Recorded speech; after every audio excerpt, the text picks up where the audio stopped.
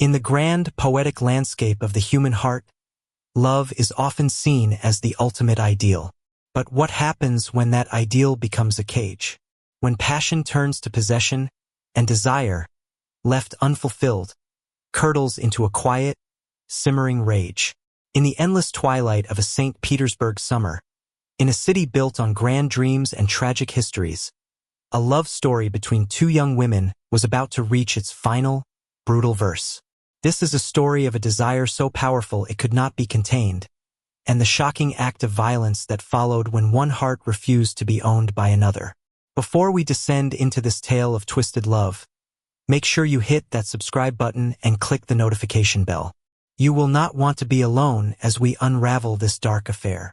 The white nights of St. Petersburg were a liar's twilight, a soft, pearlescent glow that held the city in a state of perpetual dawn from May to July. It was a time of magic and sleeplessness, when the grand, pastel facades of the imperial buildings along the canals seemed to hold their breath, and the world felt suspended between day and night. It was in this ethereal, unending light that Inspector Dmitry Volkov found himself standing before a scene of profound and terrible stillness. The apartment was on the top floor of a handsome, pre-revolutionary building overlooking the Fontanka River. It was a beautiful space, the kind of apartment that spoke of a life lived with intention and an artist's eye. The walls were a deep, calming blue, adorned with modern graphic art and old, framed botanical prints. Books were everywhere, stacked neatly on shelves and piled on side tables. A half-finished painting of the city at dusk sat on an easel near the large, open window, the breeze gently stirring the air, which smelled of oil paint, old paper, and the faint, sweet scent of jasmine. It was a sanctuary, but its peace had been violated. The victim, Anya Volkova, lay on a large, comfortable-looking sofa, as if she had simply drifted off to sleep. She was a woman in her late 20s, with striking features and dark hair fanned out against a silk cushion. She was dressed in simple, elegant linen pajamas. There was no sign of a struggle, no overturned furniture, no overt violence. A half-empty glass of wine sat on the floor beside her. On the small table next to the sofa was an open book of poetry by Anna Akhmatova. It was a scene of tragic, poetic peace. Too tragic, too poetic. What have we got? Dmitri asked his subordinate, a young, eager sergeant named Yuri, whose face was still pale with the shock of the scene. The partner called it in, sir, Yuri said, his voice a low, respectful murmur. Her name is Katerina Petrova. She's in the kitchen with a uniformed officer. She says she came home from her study group at the university and found her like this. She thinks she just passed away in her sleep. A heart condition, maybe? Dmitri grunted, a non-committal sound. He was a man in his 50s, with a weary, lived-in face and eyes that had long ago lost any illusion about the nature of humanity. He moved with a slow, deliberate grace, his old trench coat, worn year-round, a familiar armor against the world. He knelt beside the sofa, his gaze taking in the details the initial shock might have obscured. He noted the victim's fingernails clean, manicured. He looked at her neck, her arms. No obvious marks, no bruising.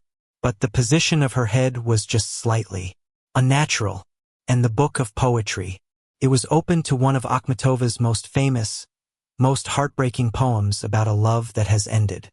It was all a little too perfect, a little too staged. The medical examiner arrived, a brisk, no-nonsense woman named Dr. Lena Orlova. Her examination was swift and professional. No obvious signs of trauma, she confirmed, her voice low. But the lividity is inconsistent, and there's a faint, almost imperceptible scent of bitter almonds on her breath. She looked up at Dmitri, her eyes conveying a message words were not yet needed for. Cyanide. This was not a natural death. This was a quiet, intimate, and utterly ruthless murder. Dmitri walked into the kitchen. Katerina Petrova sat at a small, round table, her hands wrapped around a mug of tea she hadn't touched. She was younger than the victim, perhaps in her early 20s, with a wild, romantic beauty.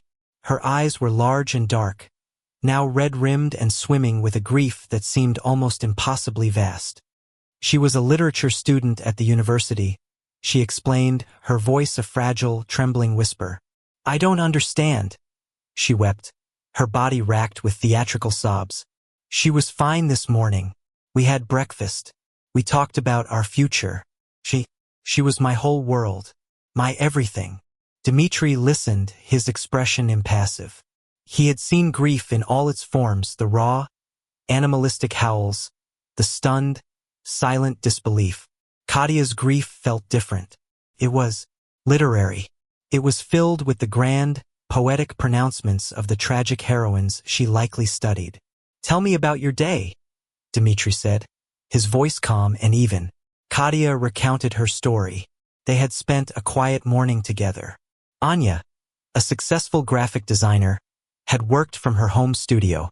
Katia had left for her Akhmatova seminar at the university in the late afternoon. She had stayed late with a study group, then had come home just after midnight to find Anya gone.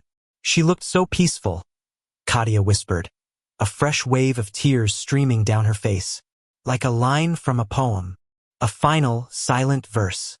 Dmitri let the silence hang in the air for a moment. That book by the sofa, he said, his tone casual. Was that what she was reading? Katia nodded, her grief seeming to intensify at the memory. Yes, it was her favorite. She loved the tragic poets.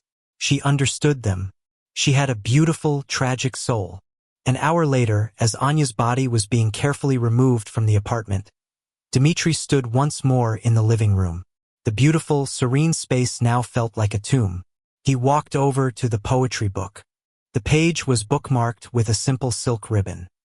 He read the underlined passage, a verse about a love so absolute that it could only end in a final, silent goodbye. He then looked at the painting on the easel. It was a cityscape, a beautiful rendering of the view from the window. But the colors were dark, moody, and the sky was a turbulent, bruised purple.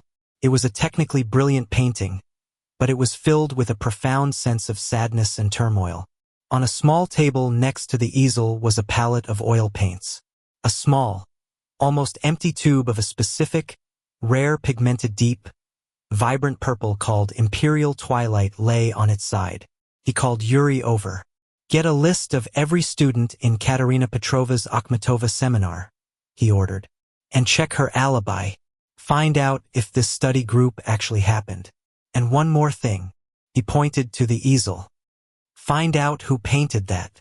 The chapter ends with Dmitri standing at the large, open window, looking out at the ethereal, never-ending twilight of the white nights. He felt a cold certainty settle in his gut.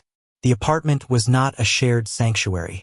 It was a stage, and he had a strong, sinking feeling that the grieving, poetic literature student was not just a character in this tragedy. She was its author, of course. Here is a more detailed and expanded version of Chapter 2, focusing on the deepening psychological dread, the mechanics of the investigation, and the chilling portrait of the suspect that begins to emerge.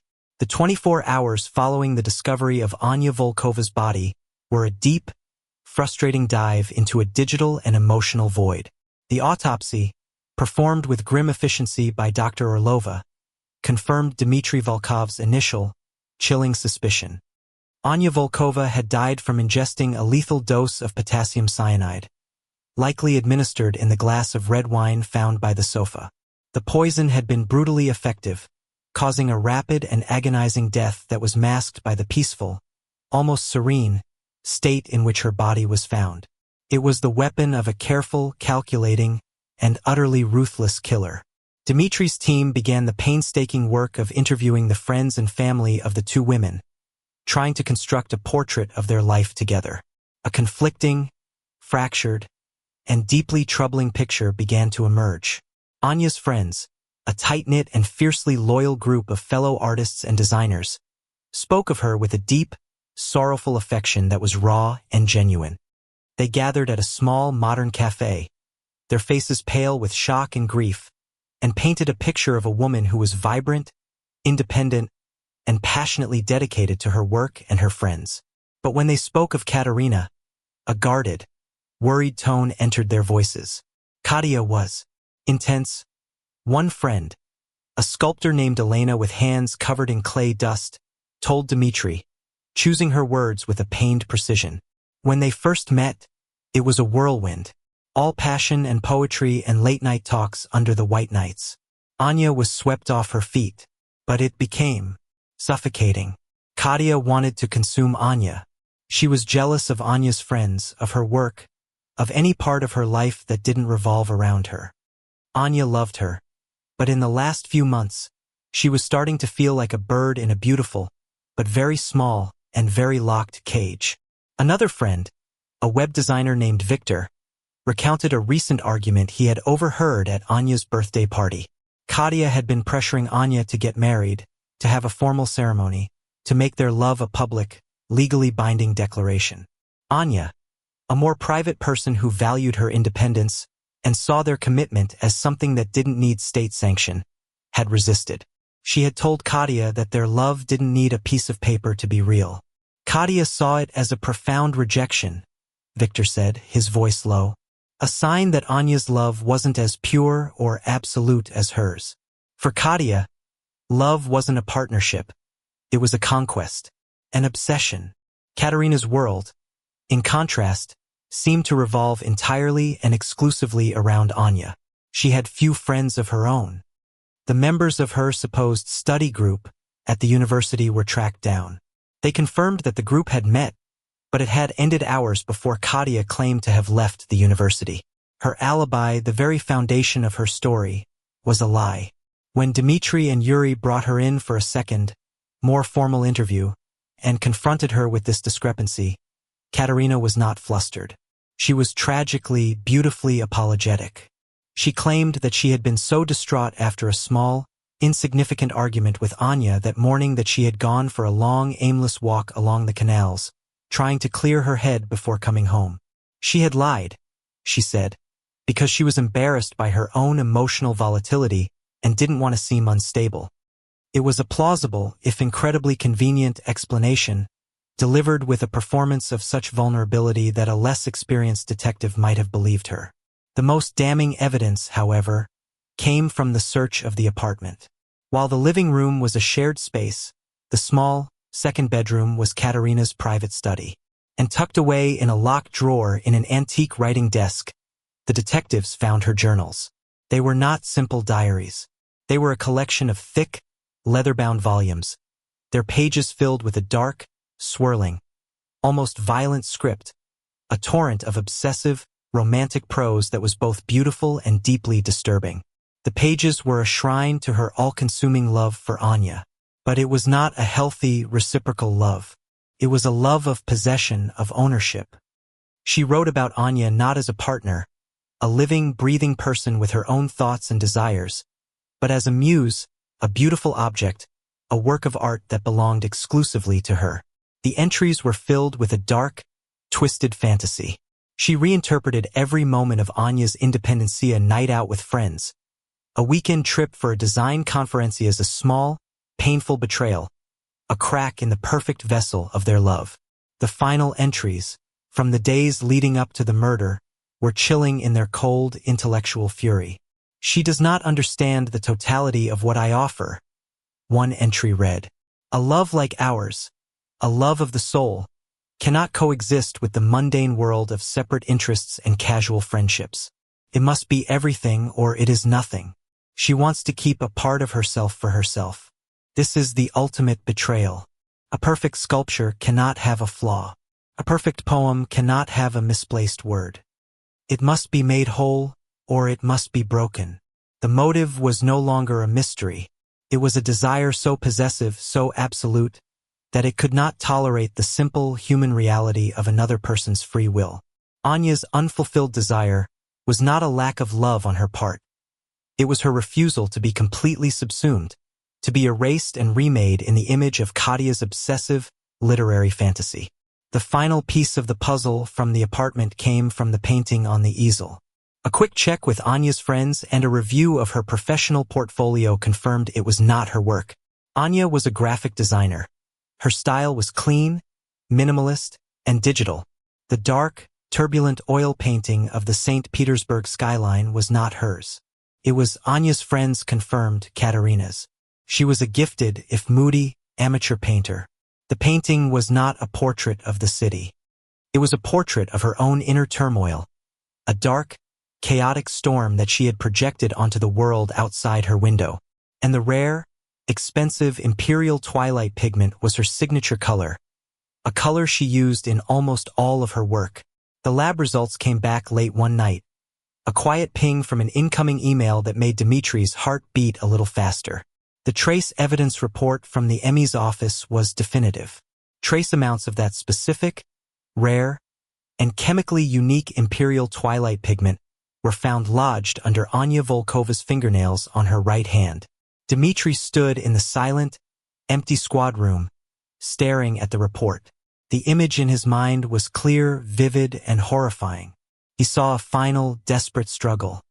He saw Anya, realizing she had been poisoned, reaching out, scratching at the hand of her attacker, the hand that had just offered her a glass of wine, the hand of the painter, the hand of the poet, the hand of her lover. In her final, desperate act of self-preservation, Anya had signed her killer's name. Of course. Here is a more detailed and expanded version of Chapter 3, focusing on the shifting dynamics of the investigation, the introduction of the conspiracy element, and the mounting pressure on the prime suspect. The discovery of the imperial twilight paint pigment under Anya's fingernails was a fulcrum upon which the entire investigation pivoted. It was the first piece of hard, physical evidence that connected Katerina Petrova directly to the moment of the murder. It shattered the carefully constructed illusion of a peaceful, poetic death. There had been a struggle, however brief, however futile. In her final moments, Anya had fought back. When Dmitri confronted Katerina with this new, damning evidence, her composure, for the first time, began to show hairline cracks. The mask of the tragic, inconsolable lover flickered. For a split second, Dmitri saw a flash of something else in her dark eyes. A cold, calculating anger. But it was gone as quickly as it appeared, replaced once more by a wounded, tearful confusion. "The paint?" she stammered, her voice a perfect imitation of pained disbelief. But, of course, she must have touched the painting on the easel. She was admiring my work just that afternoon. She often did. She was my greatest supporter. The lie was swift, plausible, and delivered with a heartbreaking tremor. But the painting, the forensics team had confirmed, had been dry to the touch for at least a day. And the placement of the easel, tucked away in a corner, made it an unlikely object to be brushed against accidentally. Her lies were becoming more desperate, the threads of her narrative beginning to fray. Dmitri knew they needed to definitively and publicly break her alibi. Her story of a long, aimless walk along the romantic canals was a tale perfectly suited for a Dostoevsky novel, but it was an investigative nightmare. It was a story designed to be unverifiable. But in a city as saturated with history and state power as St. Petersburg, it was also a city saturated with cameras. The task force began the painstaking, mind-numbing process of pulling CCTV footage from every government building, every private business, every ATM along the sprawling, labyrinthine network of canals in the area Katia claimed to have walked. For days, they found nothing. The ethereal, perpetual twilight of the white nights, which bathed the city in a soft, shadowless glow, made the low-resolution footage a blurry, indistinct mess of gray tones. Figures were ghostly, faces were obscured. Felt like a hopeless task. But then, a sharp-eyed young tech, a woman named Sophia who was fueled by an endless supply of strong tea and a stubborn refusal to be beaten, found her. It was a clear shot from a high-definition camera on the corner of a state-owned bank, an angle that caught the afternoon light perfectly. Katerina Petrova, her distinctive, wild dark hair and the specific cut of her coat unmistakable, was not walking aimlessly along the Fontanka. She was walking with a brisk, determined purpose, away from the university, in the opposite direction of the canals. And she was not alone. She was walking beside an older, impeccably dressed man. They were in a deep, serious conversation. The footage showed the two of them getting into a dark, expensive-looking Mercedes sedan and driving away. The timestamp on the footage was from the exact time Katia claimed to have been starting her solitary, soul-searching walk. Her alibi was not just a lie. It was an elaborate, premeditated deception. The investigation now had a new, unknown player. The man in the footage was a ghost to them. But the car was not. After hours of painstaking work, cross-referencing databases and enhancing a single blurry frame where the light caught the license plate, the tech team got a match. The car was registered to a prominent and notoriously ruthless defense attorney named Andrei Sokolov. Dmitri's visit to Sokolov's opulent, wood-paneled office was a tense game of legal chess. Sokolov was the epitome of the new Russian power broker. Smooth, arrogant, and utterly confident in his own untouchability. He admitted, with a dismissive wave of his hand, to knowing Katerina. "She is the daughter of an old family friend," he claimed, his voice a purr of condescending charm. "A troubled girl. I try to help where I can." He admitted to giving her a ride that evening, a simple act of kindness for a distraught young woman. He claimed he had dropped her off at a metro station a half-hour later, after offering her some paternal advice. He was providing a new, modified alibi for her, an alibi that was just as unverifiable as her first one, and he was daring Dmitri to challenge it. Dmitri knew he was being played. A man like Sokolov, whose billable hours were legendary, didn't do simple acts of kindness. This was damage control. This was a conspiracy. This new, unexpected connection led the investigation down a darker, more political path. Katerina's past. They discovered that her father, a man she never spoke of, was a disgraced former government official, a man named Viktor Petrov who had been a rising star before a spectacular fall from grace. He was currently serving a long sentence in a penal colony for corruption. And the man who had prosecuted him, the ambitious young state prosecutor whose star had risen as Petrov's had fallen, the man whose investigation had destroyed her family's name and fortune, was none other than Andrei Sokolov. Her claim that he was an old family friend was a brazen, audacious lie of breathtaking proportions. The motive for Sokolov's involvement was still unclear, but it suggested a deeper, more complex conspiracy. Dmitri now believed that Sokolov was not just a lawyer offering a ride. He was a co-conspirator, or at the very least, an accessory after the fact, tangled in a web of old vendettas and hidden loyalties. While the team was digging into the lawyer's murky past, they got another, even more direct, break. A search of Katerina's university computer records, the history on the library terminals she frequented, revealed a series of increasingly frantic and specific searches in the weeks before the murder. She had been researching fast-acting, difficult-to-trace poisons. Specifically, she had downloaded several dense, academic papers on the chemical properties and lethal dosage of potassium cyanide. And the university library's records showed that she had checked out, and never returned, a graduate-level chemistry textbook on inorganic toxins.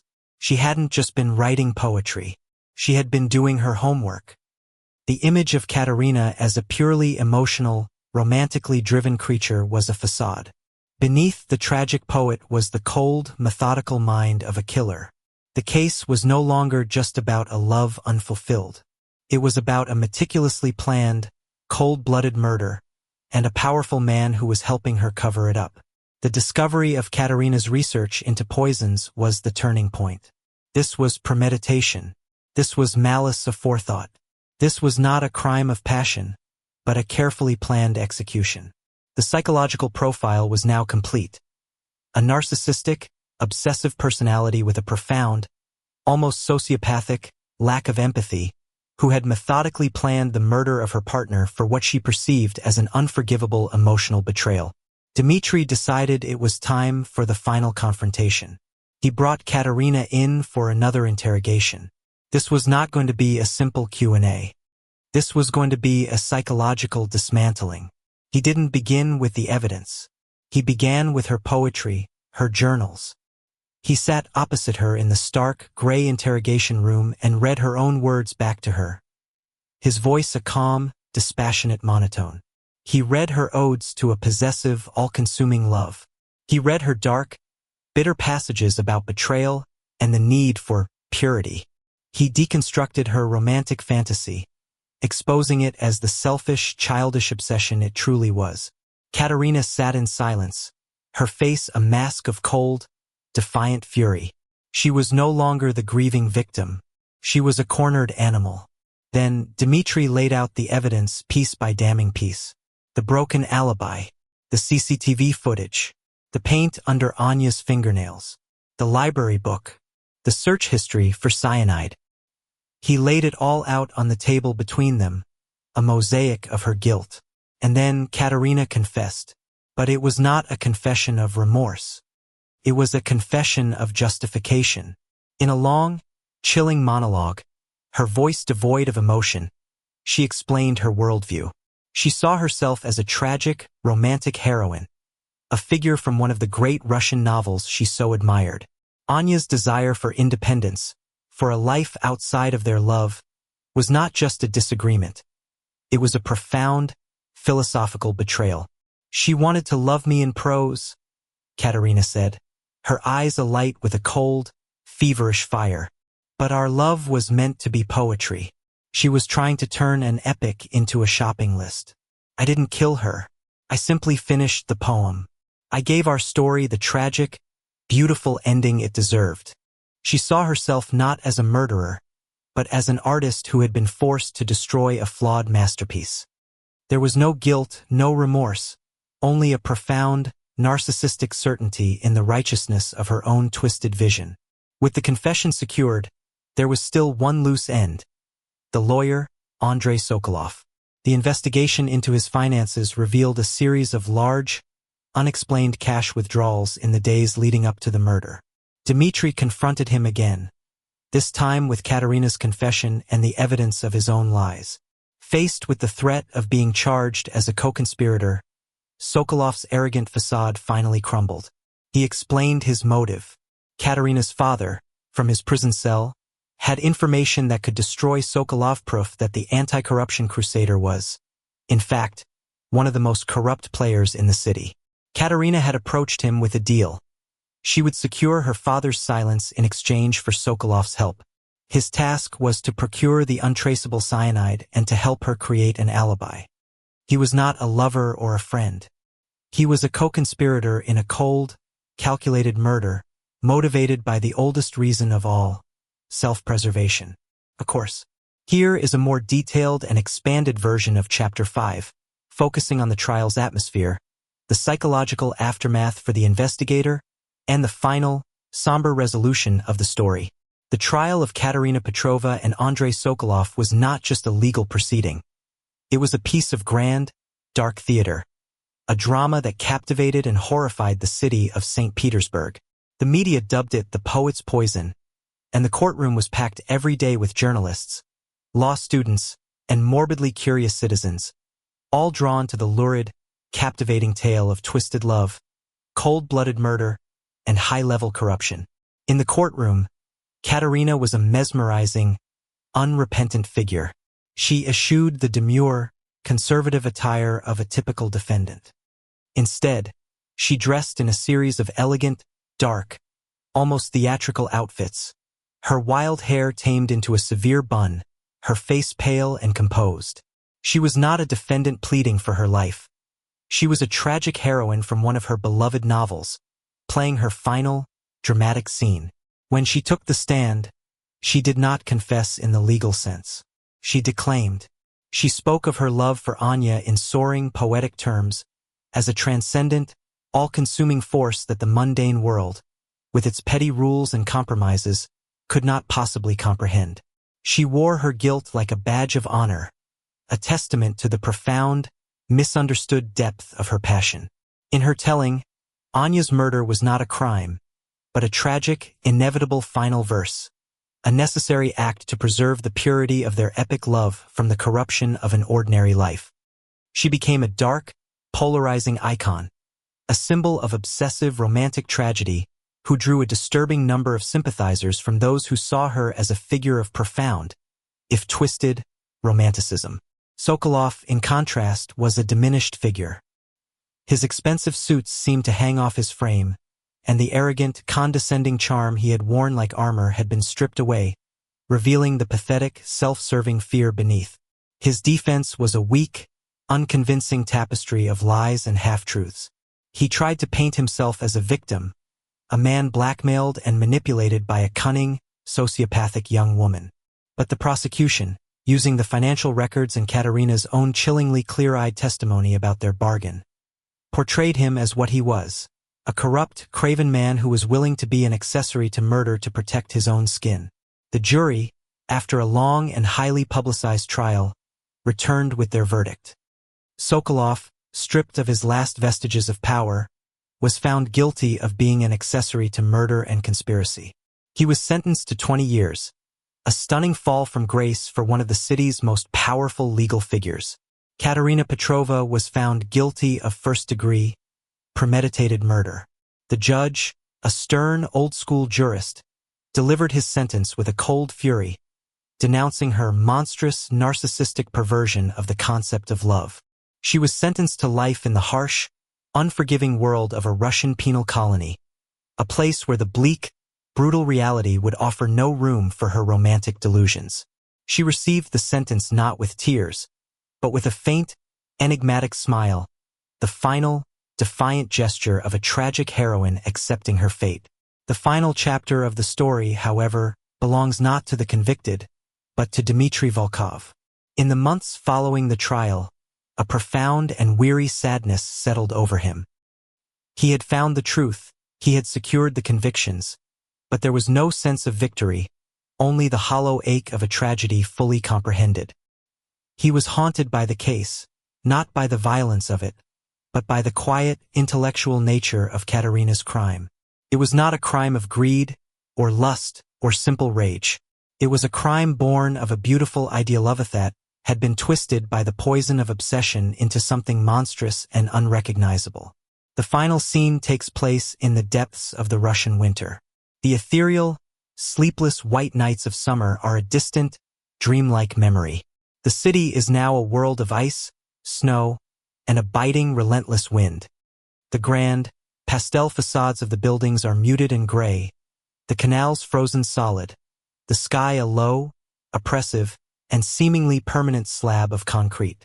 Dmitry stands on the Anichkov Bridge, his hands deep in the pockets of his old trench coat, the collar turned up against the cold. He looks out over the frozen Fontanka River, the same river that Anya and Katerina's apartment had overlooked. From here, he can just see the roof of their building. It is a place of ghosts now, its windows dark and empty. He thinks about Anya, a woman of talent and life and quiet strength, whose only crime was a desire for a normal, balanced love, a love that allowed for air, for space, for individuality. And he thinks about Katerina, a young woman so lost in the pages of tragic poetry and romantic novels that she had felt compelled to write her own final, bloody verse, casting herself as the heroine and the woman she claimed to love as a necessary sacrifice.